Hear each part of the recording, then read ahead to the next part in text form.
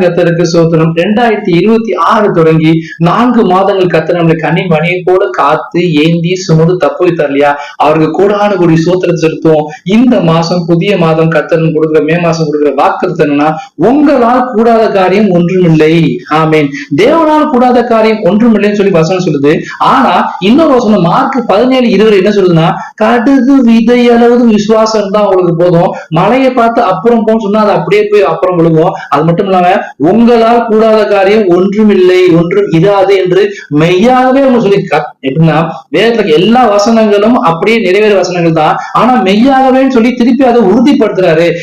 எப்படி விசுவாசத்துல வளர்றீங்களோ, விசுவாசத்தோட ஜெபம் பண்றீங்களோ, என்னுடைய கர்த்தர்ட்ட கேட்டா நிச்சயமா எனக்கு செய்து கொடுப்பா முடிப்பா சொல்லி விசுவாசத்தோட கேட்கிறீங்களோ, அப்போ உங்களால் கூடாத காரியம் ஒன்றும் இல்லைன்னு சொல்லல, ஒன்றும் இராது. அப்படி இருக்கவே இருக்காது. எல்லா காரியமும் கர்த்தர் உங்களுக்கு கை கூடி வர பண்ணுவாரு. விசுவாசம் தேவை. இந்த மாசம் விசுவாசத்தின் மாசம். ஏன்னா விசுவாசிகளுக்கு எல்லாம் கூடும் சொல்லிருக்காரு இல்லையா?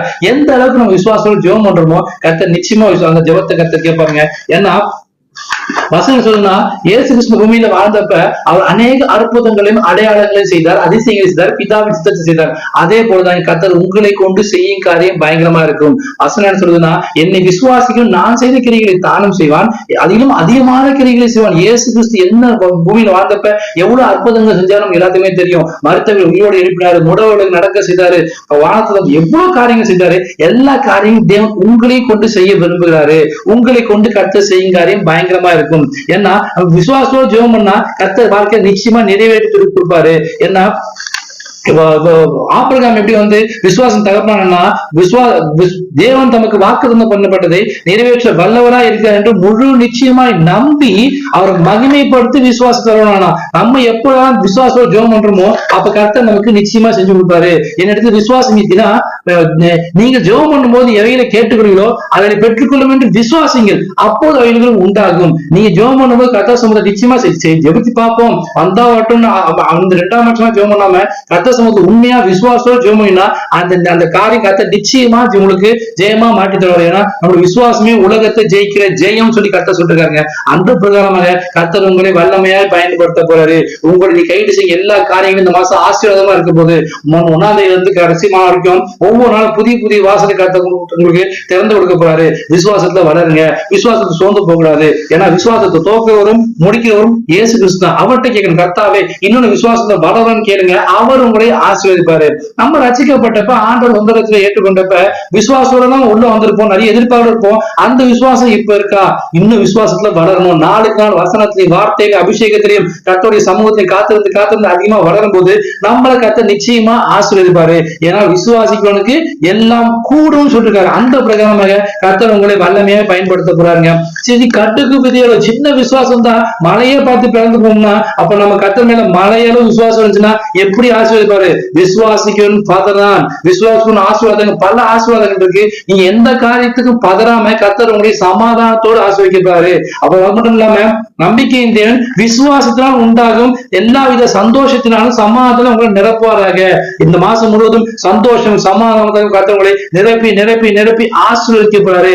விசுவாசத்தோட இருங்க, ஒவ்வொரு நாளும் விசுவாசத்தோட தொடங்க, கர்த்தர் நிச்சயமா ஆசீர்வதிப்பாருங்க.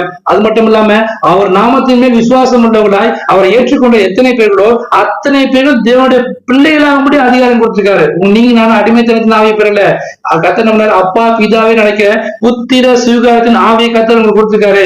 அப்பாட்ட கேட்கும்போது எப்படி கேட்கணும்? நிச்சயமா கர்த்தர் செஞ்சு கொடுப்பாருன்னு அப்பாட்ட நீங்க உரிமையோட கேட்கும் போது கர்த்தர் நிச்சயமா இந்த மாசம் முழுவதும் உங்க தேவையெல்லாம் சந்திப்பாரு. எது இவ்வளவு காரியம் இத்தனை நாள் பெண்டிங்கா இருந்தோ எல்லா காரியங்களும் இந்த மாசம் உங்களுக்கு கைப்படி சேர முடியாது கர்த்தர் ஆசிர்வதிக்க போறாரு. அநேக மங்கள காரியங்கள் குடும்பம் நடக்க முடியாது ஆசிர்வதிக்க போறாரு.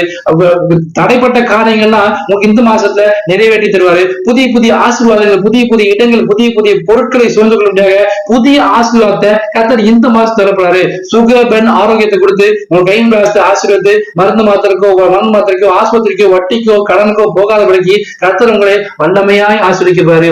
தேவையான ஒன்னே ஒண்ணுதாங்க, விசுவாசம். நம்ம கர்த்தரை சொந்த வச்சா ஏற்றுக்கொண்ட எல்லாத்துக்குமே விசுவாசின் பேரு. அந்த பேருக்கேற்ற விசுவாசம் நம்ம இருதயத்தை இருந்துச்சுன்னா கர்த்தர் இந்த மாசம் முழுவதும் விசுவாசத்தில் உங்களை வர்த்திக்க செய்து விசுவாசம் ஆசீர்வாதம் எல்லாவற்றையும் உங்க சிரசின் எழுத போறாரு. நீங்க கைடு செய்ய எந்த காரியம் இருந்தாலும் பரவாயில்ல, அது ஊழியமா இருந்தாலும் பரவாயில்ல, படிப்பா இருந்தாலும் பரவாயில்ல, விளையாட்டு காரியமா இருந்தாலும் பரவாயில்ல, ஸ்போர்ட்ஸ் இருந்தாலும் பரவாயில்ல, பிசினஸ் எது இருந்தாலும் பரவாயில்ல, கர்த்தர் அப்படி விதமான ஆசீர்வாதத்தை இந்த மாசம் முடியறதுக்குள்ள சாட்சியா நிறுத்த போறாரு. கர்த்தர் உங்களை கொண்டு செய்யுங்க பயங்கரமா இருக்கும். ஏன்னா நீ கர்த்தருடைய விசுவாசி, உங்களால் செய்யக்கூடாத காரியம் ஒன்றுமே இல்லாத சொல்லி விசுவாசத்தோட ஜெபம் பண்ணுங்க. இந்த மாசத்தை கர்த்தர் அப்படியே உங்களை ஆசீர்வதிப்பார். ஆமென். God bless you.